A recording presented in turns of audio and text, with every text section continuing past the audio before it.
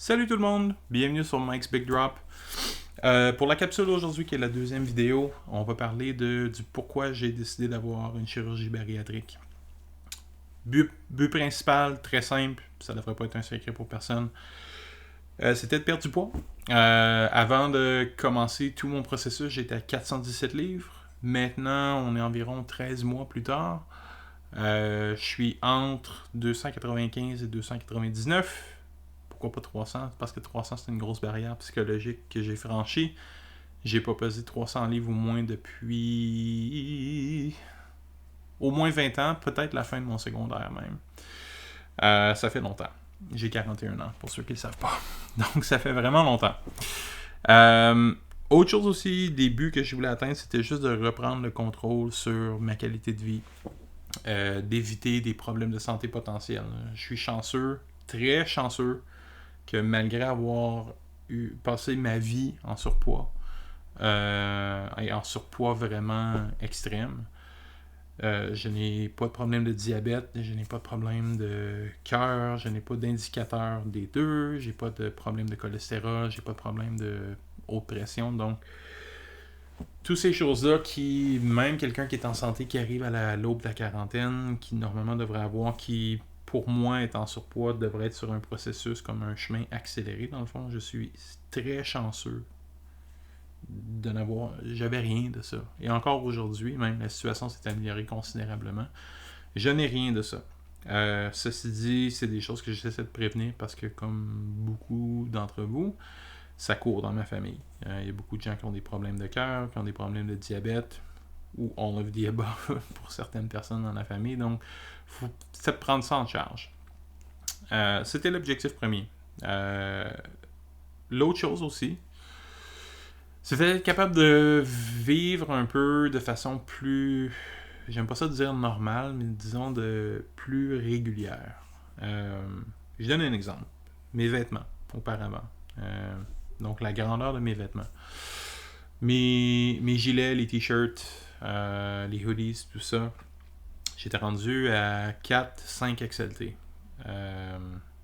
C'est seulement trouvable dans des boutiques spécialisées à des prix complètement exorbitants.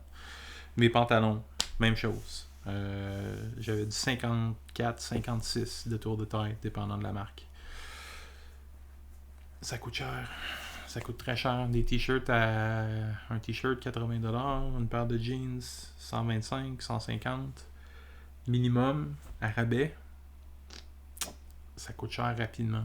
Je travaille dans un environnement corporatif où, thank God, la COVID a aidé avec ça, parce que je travaille de la maison maintenant, mais quand j'avais à me présenter au bureau, un habit, si j'avais une fonction corporative ou un gala ou quoi que ce soit,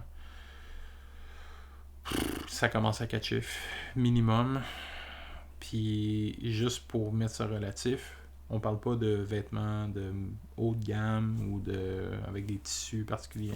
Anyway, je vais pas m'éterniser, mais bref, le t-shirt que vous auriez payé 25-30$ me coûtait 75-80$. That's it. Donc, il y a un gros incitatif financier au travers de ça. Mais la chose principale,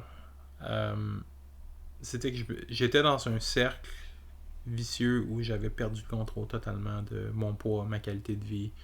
Puis c'est surtout comment ça m'affectait. Ma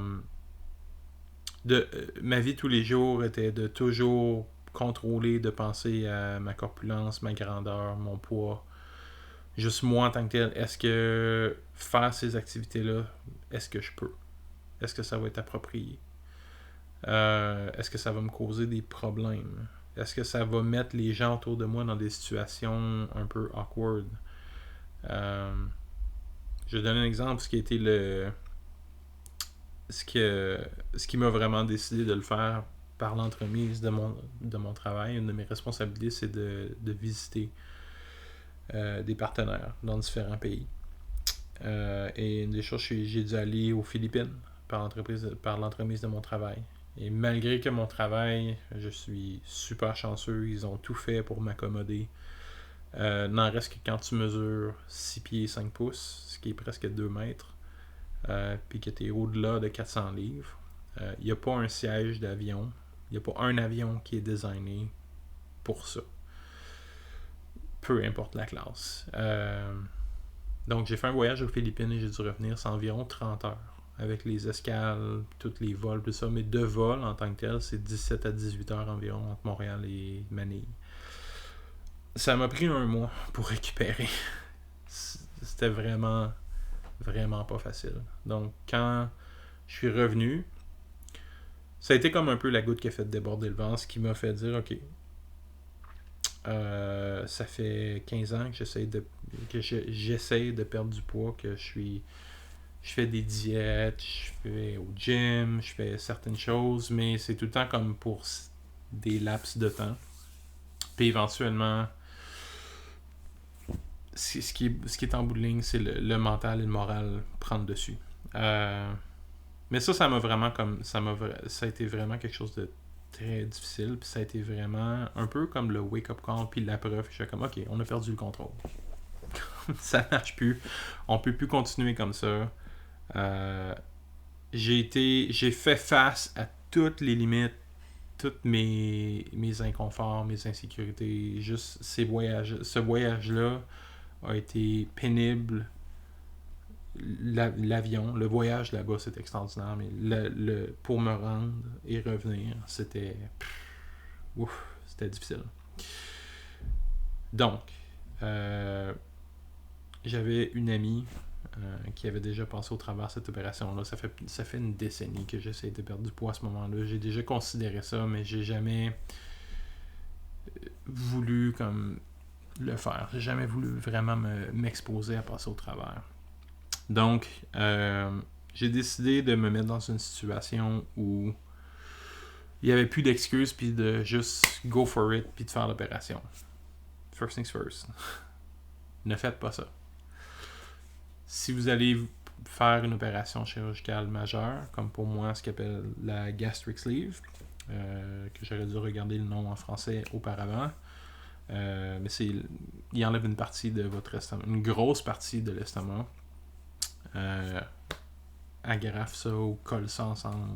Basically, ton estomac est le tiers, le quart de son size. Donc, ça permet de contrôler la faim, de contrôler les portions. Donc, juste par ce fait-là, en mangeant beaucoup moins, tout ce qui est les calories qu'on va manger dans une journée qui, pour moi, était très au nord de 3-4 000 calories par jour. On a coupé ça en 4 pendant les 6 premiers mois. C'était genre entre 800 et 1200 calories par jour. Une livre, c'est 3500 calories. Je vais être super technique. Long story short, j'ai perdu beaucoup de poids très rapidement. Ceci dit, le plus important là-dedans, c'est que je me suis mis dans une situation où je n'avais pas le choix de dealer avec une perte de poids puis de tout ce qui vient avec. Qui m'a fait réaliser dans le fond que tous les efforts que j'ai faits auparavant c'était les bonnes étapes, c'était les bons premiers pas. De dire, OK, je vais faire une diète, je vais aller au gym. C'est les premiers pas des bonnes étapes. L'approche morale puis mentale que je prenais à ces choses-là était complètement mauvaise et dès le départ garantissait mon échec.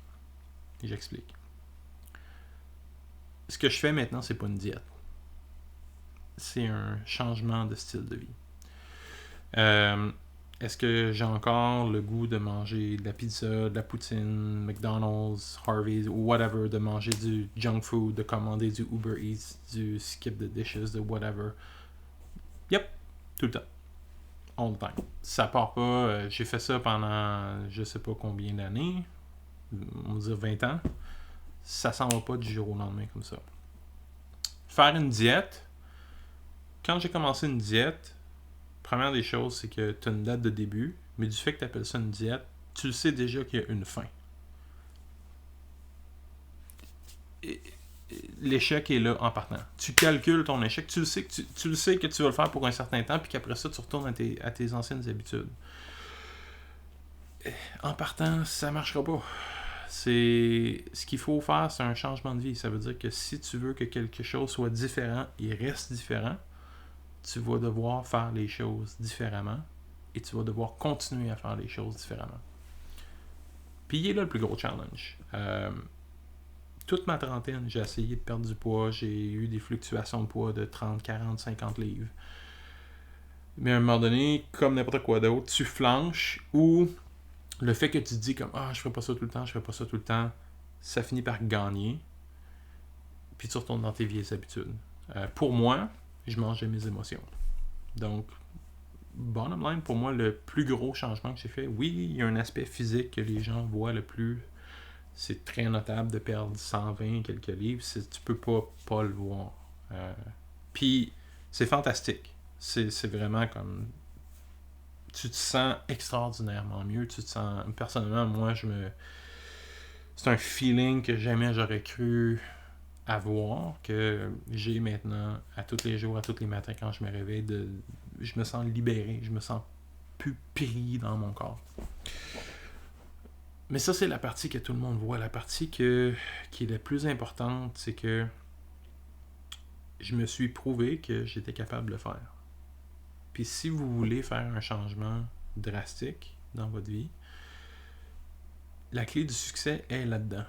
Puis c'est ça qui va vraiment déterminer si vous allez être capable de passer au travers puis de continuer sur votre élan puis de continuer à les démarches que vous allez faire pour moi, c'est une perte de poids. Pour certains autres, ça peut être régler un problème financier, régler des problèmes de consommation, il y a un millier de choses. Encore une fois, je ne suis pas un spécialiste, je peux juste parler de mon expérience à moi. Mais, pour moi, la chose la plus importante là-dedans, c'est que parce que je me suis mis dans une situation où je me suis, expression typiquement québécoise, mais je me suis peinturé dans un coin, puis j'avais plus le choix de faire quelque chose par rapport avec mon poids parce que j'ai fait la chirurgie, parce que c'est une chirurgie. Tu peux pas juste recommencer à manger du junk food le lendemain. C'est pas une option. En tout cas, pas si tu veux vivre. Mais la chose que j'ai appris, la plus importante leçon que j'ai appris là-dedans en bout de ligne est la suivante. Puis c'est ce qui m'a arrêté le plus souvent les 20 années auparavant. C'est juste de commencer à faire quelque chose. Quand tu es vraiment déterminé, pour moi, j'étais vraiment tanné. J'étais plus capable d'être dans la situation dans laquelle j'étais. J'étais juste tanné. Est-ce que j'ai pris la bonne solution ou la meilleure solution? Ah non. C'est la solution qui a marché pour moi. Donc, j'ai le goût de dire oui. Pour moi, c'était la meilleure solution. Ceci dit, pour vous, est-ce que ça va être la même chose? Ah non. Ça va être à vous de déterminer ça. Mais on va tous avoir quelque chose en commun. C'est que si on ne fait pas le premier pas, ça ne marchera pas. L'autre chose, apprenez à être OK avec les échecs. J'en ai plusieurs par jour. Who cares? On s'en fout. C'est pas grave. Les échecs sont un processus normal de régler des problèmes. Les échecs auparavant me gelaient complètement. Parce que quand il y avait un échec, pour moi, ça devenait comme une montagne, ça affectait juste ma confiance qui était presque inexistante, dans le fond, que je me disais, j'ai un échec, ça veut dire que juste parce que j'ai un petit setback, un petit échec, automatiquement pour moi, ça voulait dire je pourrais pas amener le projet à bon port, je pourrais pas compléter le projet. Ça vaut-tu vraiment la peine de commencer? Snowballs. Puis c'est ça qui m'a arrêté pendant toute ma vie. Parce que je me suis mis dans une situation où j'avais plus ces excuses-là, j'ai pas eu le choix de faire comme OK, well, s'il y a des échecs, ça m'est arrivé des fois d'avoir un junk food quand j'aurais dû manger quelque chose de plus santé. Who cares? On s'en fout. Parce que si le but, c'est de commencer à changer les choses, puis de continuer à changer les choses. Puis c'est ça le message principal. C'est ça la clé du succès quand tout le monde me demande mais Mike, t'as eu la chirurgie. Oui, la chirurgie t'aide c'est un jump start. Ça t'aide à commencer puis tout ça, mais si tu changes pas le style de vie, mais surtout si tu changes pas ton approche morale par rapport à ta définition du succès, c'est ça la première étape de commencer quelque chose, c'est vraiment ça. C'est de redéfinir qu'il va y avoir des échecs, il va y avoir beaucoup plus d'échecs qu'il va y avoir de succès. Who cares? On s'en fout. Le but, c'est de faire les choses différemment, puis d'apprendre à faire les choses différemment. That's it. C'est aussi simple que ça. Il n'y a pas de truc miracle. Est-ce que ça va être difficile? Yeah. Comme n'importe quoi. On approche un problème, une solution. On va s'enfarger dans nos bottines de temps en temps. Puis on va faceplant. C'est pas grave. It really doesn't matter. Okay? Laissez pas la peur de pas être parfait, puis de pas... Yeah. Laissez le fait que vous... Excusez, c'est personnel un peu. Laissez pas la peur de l'échec vous geler. OK? Pour moi, c'est la peur de ne pas être parfait, puis de qu'est-ce que les gens penseraient de moi, puis qu'est-ce que moi, ça reflèterait sur moi. Ça m'a gelé pendant 20 ans. Fuck that. OK? On s'en fout. Faites ce que vous voulez faire, de la façon que vous le pensez.